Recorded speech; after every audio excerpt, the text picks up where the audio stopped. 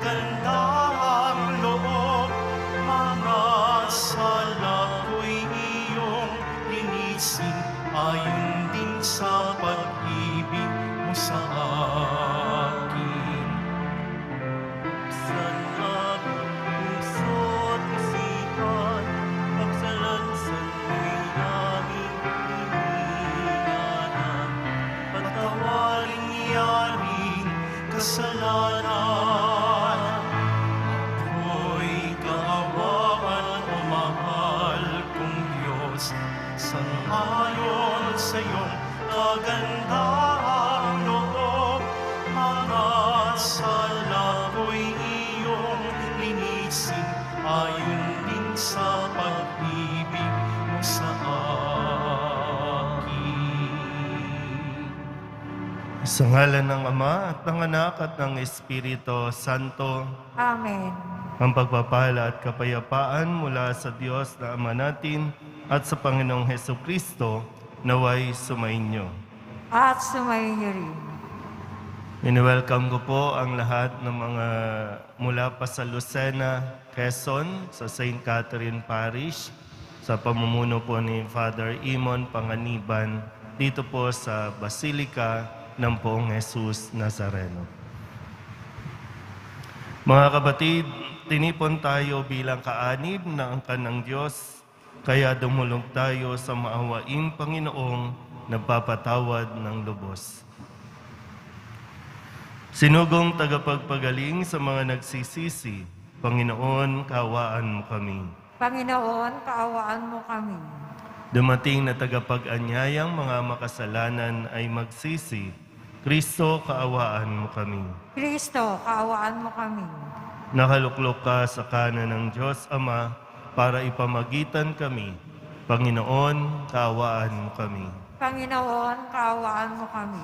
Kaawaan tayo ng makapangyarihang Diyos, patawarin tayo sa ating mga kasalanan at patnubayan tayo sa buhay na walang hanggan. Amen. Manalangin tayo. Ama naming makapangyarihan, huwag mong bawiin sa amin ang iyong kagandahang loob na nagpapagindapat na kami maging iyong lingkod at nagdudulot sa amin ng iyong palagiang pagkupkup sa pamamagitan ni Jesucristo kasama ng Espiritu Santo magpasawalang hanggan. Amen. Magsiupo muna ang lahat.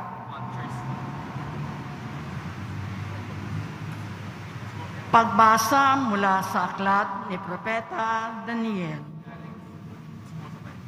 Noong mga araw na iyon, tumindig si Azarias at dumalangin, alang-alang sa iyong karangalan, huwag mo kaming itakwil habang panahon. Huwag mong putulin ang iyong tipan sa amin. Muli mo kaming kahabagan, alang-alang kay Abraham na iyong minamahal, kay Isaac na iyong lingkod, at kay Israel na iyong pinabanal. Ipinangako mong pararamihin ang kanilang lahi, gaya ng mga bituin sa langit at ng buhanginan sa tabing dagat. Subalit ngayon, Panginoon, kami ay naging pinakamaliit na bansa. Dahil sa aming mga kasalanan, kami ang pinakaaba ngayon sa sanlibutan. Wala kaming hari, mga propeta o mga tagapanganal ngayon. Walang templong mapag-alayan ng mga handog na susunugin, mga hain at kamanyang. Wala man lamang lugar na mapaghandugan upang kami ay humingi ng awa mo. Ngunit lumalapit kami sa iyo ngayon na bagbag ng puso at magpakumbaba. Tanggapin mo na kami na parang may dalang mga baka, mga guya, at libo-libong matatabang tupa na susunugin bilang handog sa iyong harapan. Tanggapin mo ang aming pagsisisi bilang handog upang kami matutong sumunod sa iyo ng buong puso. Walang nagtiwala sa iyo na nabigo. Simula ngayon, buong puso kaming susunod sa iyo, sasamba at magpupuri sa iyo. Huwag mo kaming biguin. Yamang ikaw ay maaamo at mapagkalinga. Kahabagan mo kami at saklolohan. Muli mong iparana sa amin ang iyong kahangahangang pagliligtas at sa gayoy, muling dakilain ang iyong pangalan. Panginoon, ang salita ng Diyos. Salamat sa Diyos. Poon, iyong gunitain ang pag-ibig mo sa amin. Poon, iyong gunitain ang pag-ibig mo sa amin. Ang kalooban mo'y ituro, O Diyos. Ituro mo sana sa abamong lingkod.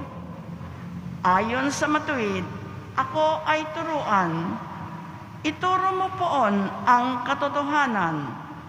Tagapagligtas ko na inaasahan. Poon, iyong gunitain ang pag-ibig mo sa amin. Poon, gunitain, pag-ibig mong wagas, at ang kabutihan noon pa'y nahayag. Pagkat pag-ibig mo'y hindi mapagmaliw, ako sana poon ay alalahanin.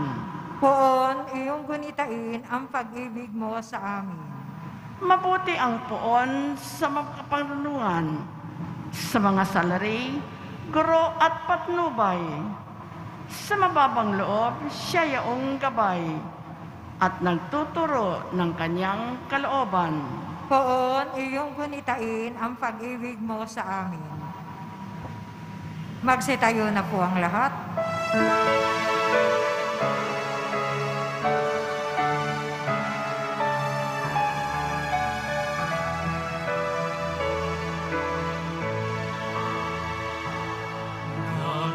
Nagpupuri kami sa'yo, Panginoong Jesucristo.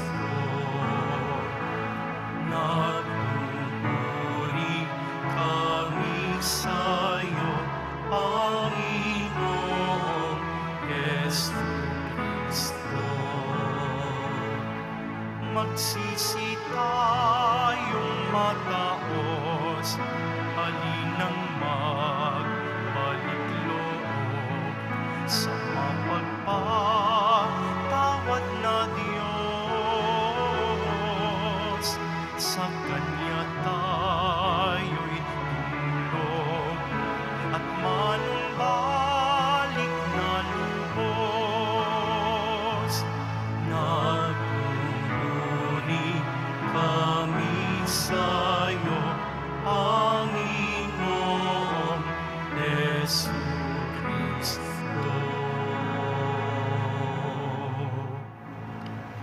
Sumainyo ang Panginoon. At sumayo rin. Ang mabuting balita ng Panginoon ayon kay San Mateo. Papuri sa iyo, Panginoon.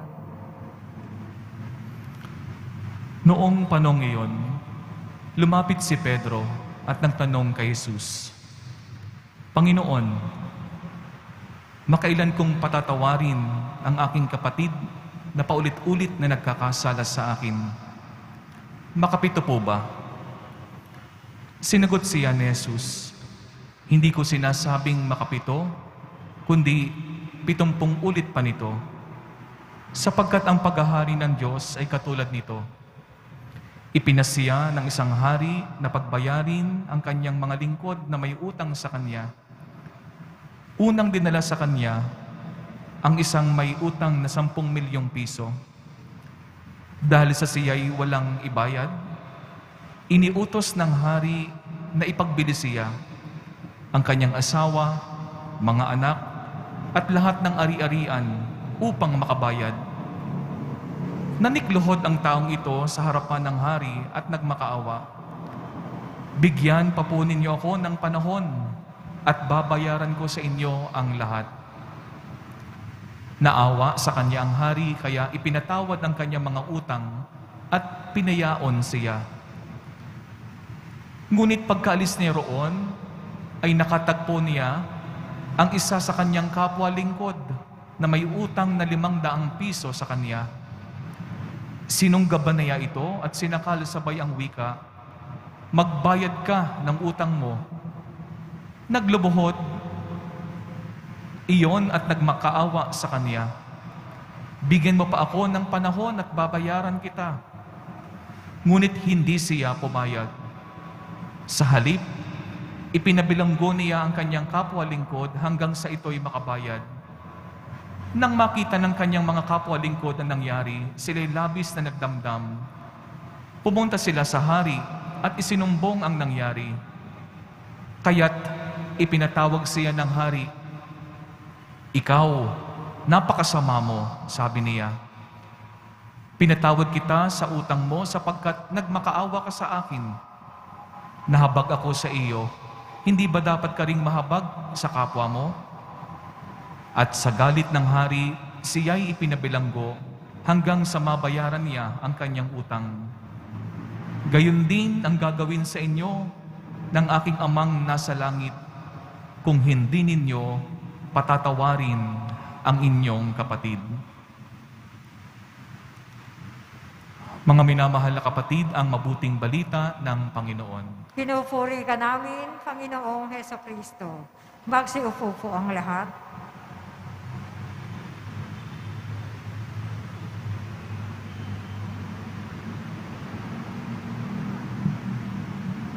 Isang magandang araw po sa inyong lahat.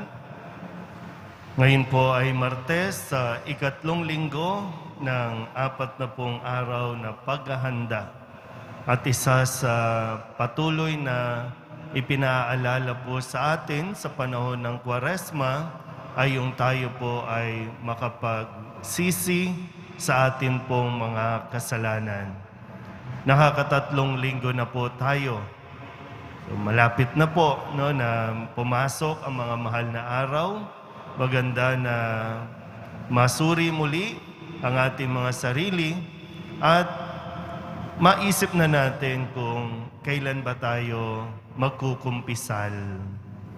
Kasi yun po yung pinakamahalaga sa mga panahong ito, sa mga pagsasakripisyo, pag-aayuno na ating ginagawa, ay yung tayo po ay makapagkumpisal. So sana po, i-check nyo po sa inyong mga kalendaryo, maglaan kayo ng oras, panahon, lalo tigit ng lakas ng loob para makapagkumpisal. Sa pagkukumpisal, siyempre nandyan po yung pag-amin natin ng ating mga kasalanan. Inaamin at hindi madali pong umamin sa kasalanan. Ang problema, kapag hindi mo alam o hindi mo inaamin, hindi mo inaako ang iyong kasalanan, hindi ka hihingi ng tawad. Sa ating pong ebanghelyo, isa ito sa mga nararanasan natin. Mahirap magpatawad. Nahihirapan tayong gawin ito. At yung tanong ni Pedro, madalas tanong din natin, hanggang kailan ba tayo magpapatawad? Kala ni Pedro, okay na 7 beses lang, yung bang mayroong hangganan, akala ni Pedro perfect na 7 times. 7 ulit. Pero sinagot siya ni Jesus na hindi ko sinasabing 7 beses, kundi 77 beses. Meron bang tao na makakagawa ng kasalanan sa kapwa niya ng ganito karaming kasalanan? Pwede. Iba-iba, no? Iba-ibang tao nakakagawa sa atin ng kasalanan. Pero meron bang isang tao lang na kayang gumawa ng napakaraming ganong kasalanan? Kasi baka po, no? 1, 2, na kasalanang nagawa sa'yo, tapos Tinapos mo na. Nag-shutdown ka na. Nag-close the door ka na. Yung kasalanan na nung bata pa kayo, naalala niyo pa ba? Bata pa kayo eh. Ngayon may edad na. Pero nandun pa rin ba tayo sa estado na hindi ko makakalimutan ang kanyang ginawa sa akin? Walang kapatawaran ang kanyang ginawa sa akin. Sa araw na ito, ang sagot ng Poong Nazareno, 77 beses. Pero kailangan natin maintindihan, unang-una, dapat lagi tayong bukas ang ating mga puso sa pagpapatawad. Malinaw po ba? Ngayon, ang malinaw naman dito, sabi ni Pedro, makailang kung patatawarin ang aking kapatid na paulit-ulit na nagkakasala. Kung ilang beses din lumapit at humingi ng tawad, ganun din beses dapat tayong magpatawad. Hindi po inaalis lahat ng emosyon, lahat ng nararamdaman natin. Pag may nagawang mali sa iyo, nasaktan ka, okay lang yan, hindi po inaalis yan. Pero ang sinasabi at panyaya sa atin, kung makipagkasundo, kung makipagbati, humingi ng tawad, patawarin. Wala nang keme-keme pa. Wala nang mga kung ano-ano pang rason. Kung sinusundan mo talaga ang Poong Jesus Nazareno, pakinggan din natin ang kanyang mga aral, mga tuntunin sa buhay.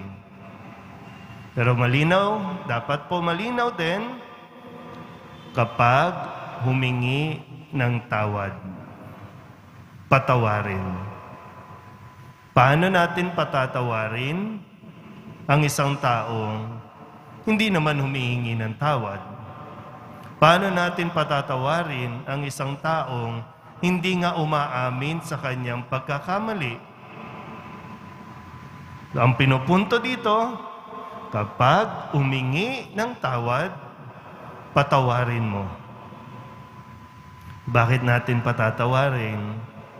Para hindi ka mamuhay sa paghihiganti, sa sama ng loob, para wag mong ikulong ang iyong sarili sa galit. Kasi sinong nagdadala ng sama ng loob? Di ba yung pakiramdam mo na ikaw yung ginawan ng mali? Sinong nagdadala niyan? Sa loob ng mahabang panahon. Minsan po, yung nakagawa ng mali sa atin, nag-i-enjoy na sa buhay. Pero ikaw, lungkot ka pa rin kasi naiwan ka doon sa pangit na karanasan ninyo. So ngayon, sana po sa panahon ng Kwaresma, isa ito sa grasya na hingin natin sa Diyos. Yung matuto po tayong magpatawad. Nahihirapan tayo o sadyang pinahihirapan natin ating mga sarili sa hindi pagpapatawad. O nasa sa iyo po ang desisyon, pero sana po mas maintindihan mo din na sa Panginoon, sa Diyos, hindi lang 77 beses niya tayong pinapatawad. Habang buhay, tayong pinapatawad sa atin pong nagagawang pagsuway sa Kanya. At yun din nawa ang atin pong gawin. Kung pinapatawad tayo ng Diyos, matuto din tayong magpatawad. Kung nahihirapan ka, humingi ka ng lakas mula sa poong Jesus Nazareno. Amen? Magsitayo na po ang lahat.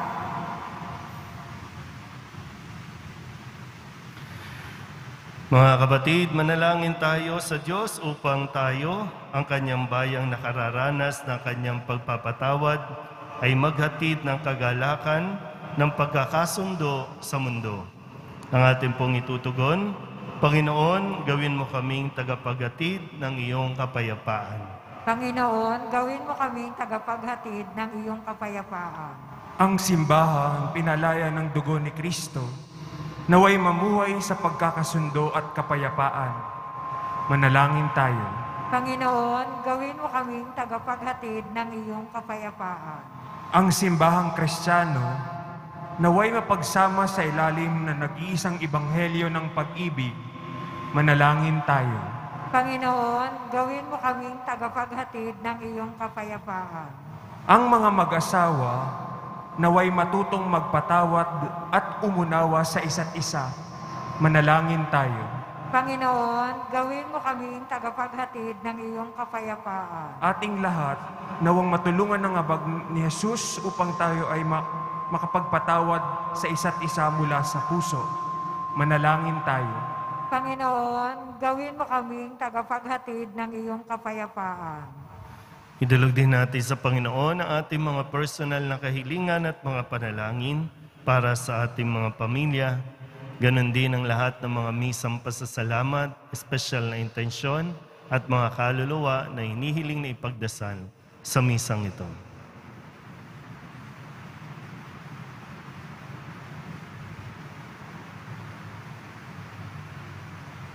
Ang lahat ng ito inihiling namin sa ngalan ni Kristo ang aming Panginoon. Amen. Magsiupo po ang lahat.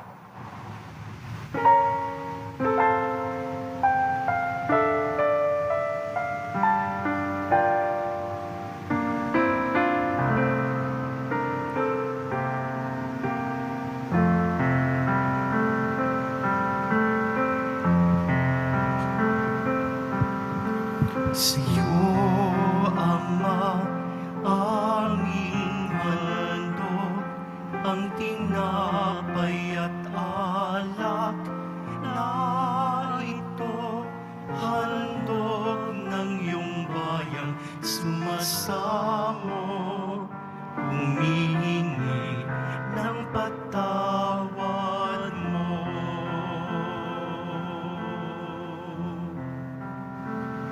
Magsitayo na po ang lahat. Manalangin kayo mga kapatid upang paghahain natin ang kalugdan ng Diyos Amang makapangyarihan. Tanggapin nawa ng Panginoon itong pag-aahin sa iyong mga kamay, sa kapurihan niya at karangalan, sa ating kapakinabangan at sa buong sambayan niyang banal. Ama naming lumikha sa ikapagpapatawad ng mga kasalanan, maganap nawa ang paghahain ng aming mga alay upang kami kalugdan mo at ganap na kasihan sa pamamagitan ni Jesucristo kasama ng Espiritu Santo magpasawalang hanggan. Amen. Sumainyo ang Panginoon. At sumayo rin. Itaas sa Diyos ang inyong puso at diwa. Itinaas na namin sa Panginoon. Pasalamatan natin ang Panginoong ating Diyos. Marapat na siya ay pasalamatan. Ama naming makapangyarihan, tunay ngang marapat na ikaw ay aming pasalamatan sa pamamagitan ni Jesucristo na aming Panginoon. Sa pagbabakasakali mong kami bubuti, isinugo mo sa Jesucristo upang pangunahan kami. Bilang pagsunod sa iyong atas na bigay, ipinahayag ng iyong anak ang iyong kalooban na ang mga apit-dukha ay kanyang damayan. Ngayon ay iyong inihahandog ang pagkakataong aming maisaloob ang kanyang ganap at kusang paglilingkod upang sa iyo'y lagi kaming makasunod. Kaya kaysa ng mga anghel na nagsisiawit ng papuri sa iyo nang walang humpay sa kalangitan, kami nagbubunyi sa iyong kadakilaan. Santo, Santo, Santo, Panginoon Diyos ng mga hakbo, napupuno ang langit at lupa ng kadakilaan mo. O sana sa kaitaasan, pinagpala ang naparirito sa ngalan ng Panginoon. O sana sa kaitaasan, magsiluhod po ang lahat. Ama naming banal, ikaw ang bukal ng tanang kabanalan. Kaya't sa pamamagitan ng iyong Espiritu, gawin mong banal ang kaloob na ito upang para sa aming maging katawan at dugo ng aming Panginoong Heso Kristo.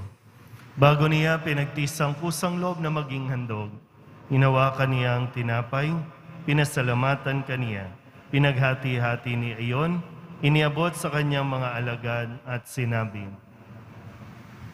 "Tanggapin ninyong lahat ito at kanin, ito ang aking katawan na ihahandog para sa inyo."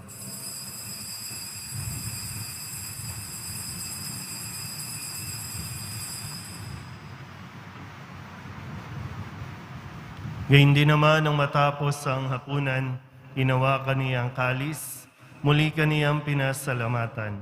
Iniabot niya ang kalis sa kanyang mga alagad at sinabi, "Tanggapin ninyong lahat ito at inumin. Ito ang kalis ng aking dugo, ng bago at walang hanggang tipan. Ang aking dugo na ibubuhos para sa inyo at para sa lahat sa ikapagpapatawad ng mga kasalanan. Gawin ninyo ito sa pag-alaala sa akin."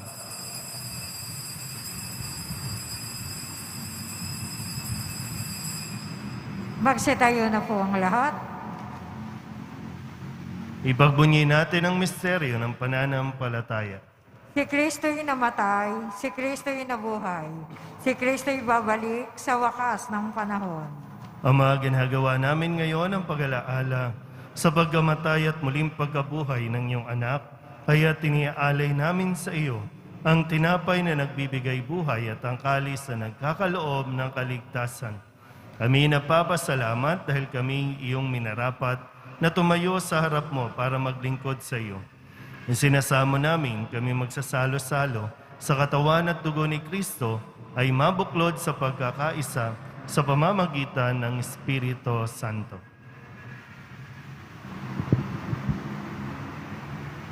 Ama, lingapin mo ang iyong simbahang laganap sa buong daigdig. Puspusin mo kami sa pag-ibig kaysa ni Francisco na aming Santo Papa at ni Jose na aming Obispo at ng Tanang Kaparian. Alalahanin mo rin ang mga kapatid naming nahimlay na may pag-asang sila'y muling mabubuhay, gayon din ang lahat ng mga pumanaw. Kaawaan mo sila at patuloyin sa iyong kaliwanagan. Kaawaan mo at pagindapating kaming lahat na makasalo sa iyong buhay na walang wakas.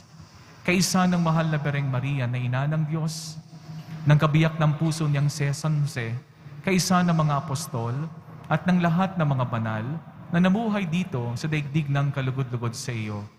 May pagdiwang nawa namin ang pagpupuri sa kararangal mo sa pamamagitan ng iyong anak na aming Panginoong Heso Kristo.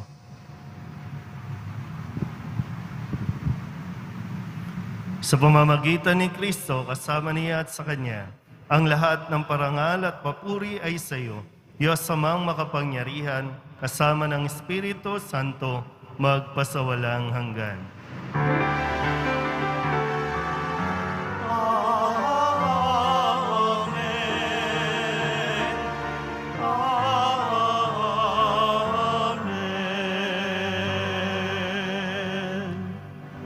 Buong kababaang loob tayong tumawag sa ating Panginoon ng Ama namin. Ama namin, Lumasa langit ka, sambahin ang ngalan mo, mapasa amin ang kaharian mo. Sundin ang loob mo dito sa lupa para nang sa langit. Bigyan mo kami ngayon ng aming kakanin sa araw-araw at patawarin mo kami sa aming mga sala para nang pagpapatawad namin sa nagkakasala sa amin. Huwag mo kaming ipahintulot sa tukso at iadya mo kami sa lahat ng masama. hinihiling namin kami iadya sa lahat ng masama, pagkalooban ng kapayapaan araw-araw, iligtas sa kasalanan at ilayo sa lahat ng kapahamakan, samantalang aming pinananabikan ang dakilang araw ng pagpapahayag ng tagapagligtas naming si Heso Kristo. Sapagkat iyo ang kaharian, ang kapangyarihan, at ang kapurihan magpakailanman. Amen. Panginoong Heso Kristo, sinabi mo sa iyong mga apostol, kapayapaan ang iniiwan ko sa inyo, ang aking kapayapaan ang binibigay ko sa inyo. Tunghayan mo ang aming pananampalataya at huwag ang aming mga pagkakasala. Pagkalooban mo kami ng kapayapaan at pagkakaisa ayon sa iyong kalooban, kasama ng Espiritu Santo, magpasawalang hanggan. Amen. Ang kapayapaan ng Panginoon ay laging sumainyo.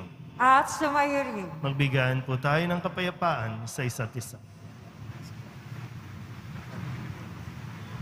Kordero ng Diyos na nag-aalis ng mga kasalanan ng sanlibutan, maawa ka sa amin.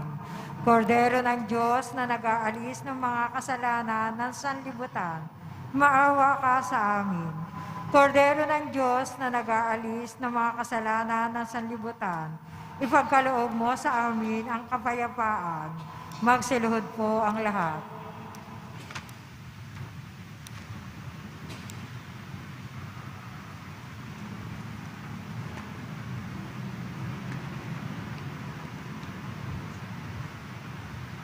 Ito ang kordero ng Diyos.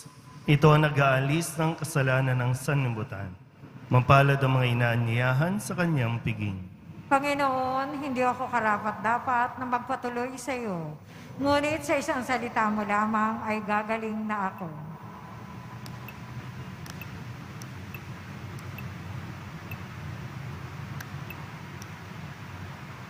Katawan ni Kristo, Amen.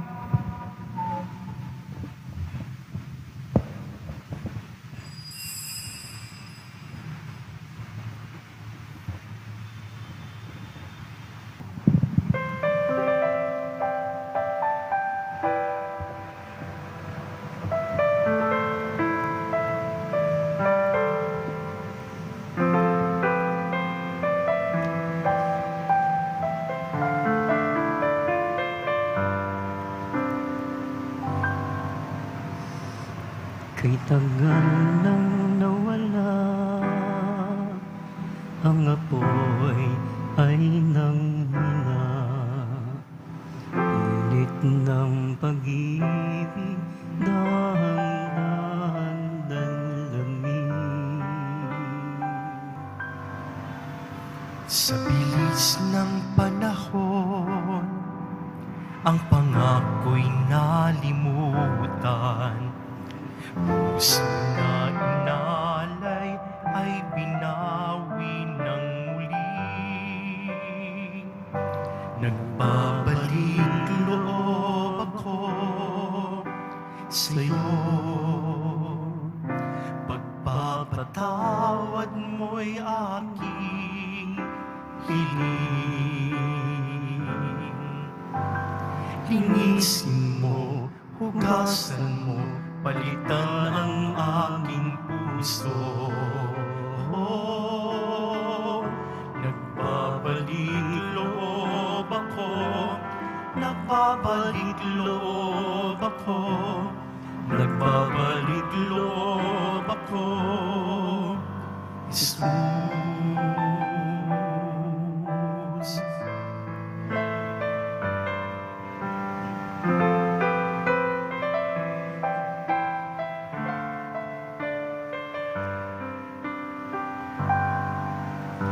Kay tagal nang nawala,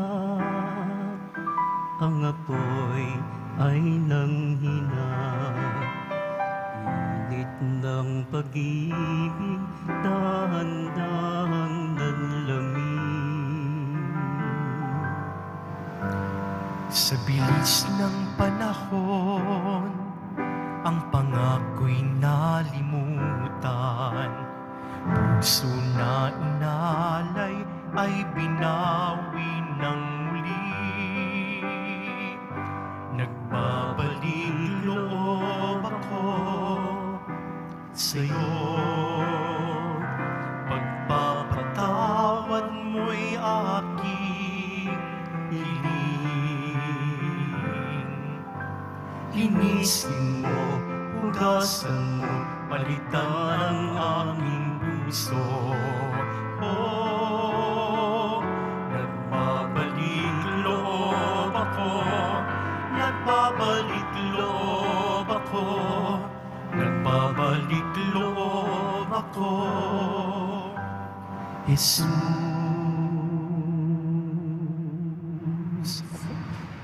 Magsitayo na po tayo. manalangin tayo. Ama naming mapagmahal, Pamalagiin nawa kaming buhay ng pagsasalo namin sa banal na pakikinabang at dulutan nawa kami nito ng iyong kapatawaran at patatagin nawa kami sa tapat na pagmamahal sa pamamagitan ni Jesucristo kasama ng Espiritu Santo magpasawalang hanggan. Amen. Manalangin tayo para sa pagbabasbas. Mahal na pong Jesus Nazareno, inihayag mo sa pamamagitan ng krus ang walang maliw na pag-ibig ng Diyos sa sangkatauhan. Pakinggan mo ang kahilingan ng iyong angkan na nagsusumamo sa iyo. Makamtanawa nila ang iyong katugunan at tanggapin ang kasagutan na may utang na loob na tinatanaw. Basbasan din po ninyo ang mga dala-dala nilang mga imahin at dasalan at lahat ng mga may karamdaman. Sa pamamagitan ng bendisyon na ito, naway maalala nila ang mga pangako nila noon sa binyag na ikaw ang kanilang iibigin at paglilingkuran bilang Panginoon magpasawalang hanggan. Amen. At pagpalain kayo ng makapangyarihang Diyos, Ama at Anak at Espiritu Santo. Amen. Mayo kayong taglay ang kapayapaan ng Poong Jesus Nazareno. Salamat sa Diyos. Magandang umaga po.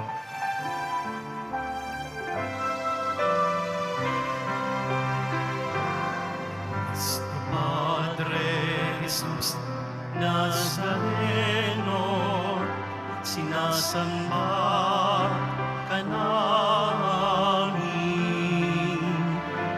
pinipinto ka namin, aral mo ang aming buhay at kaligtasan.